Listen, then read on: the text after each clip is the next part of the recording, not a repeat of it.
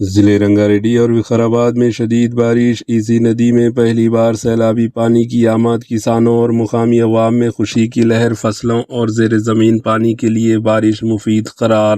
حیدرآباد اور اطراف کے علاقوں میں مسلسل بارشوں کا سلسلہ جاری رہا۔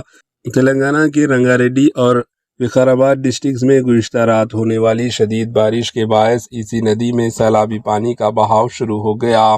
مقامی افراد کے مطابق اس سیزن میں پہلی مرتبہ ندی میں اتنی بڑی مقدار میں پانی آیا ہے، جس پر کسانوں اور دیہی عوام نے خوشی کا اظہار کیا۔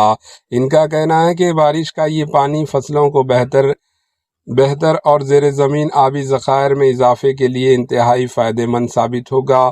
ماہرین کا ماننا ہے کہ حالیہ بارشیں زرعی شعبے کے لیے مثبت اشارے ہیں اور اس سے آنے والے دنوں میں پانی کی قلت میں کمی آ سکتی ہے۔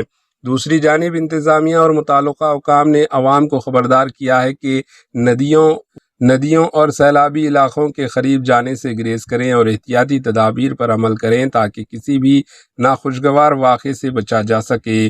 مزید خبروں اور تازہ اپڈیٹس کے لیے ہمارے ایچ این نیوز چینل کو سبسکرائب کریں۔ Bureau report H N news.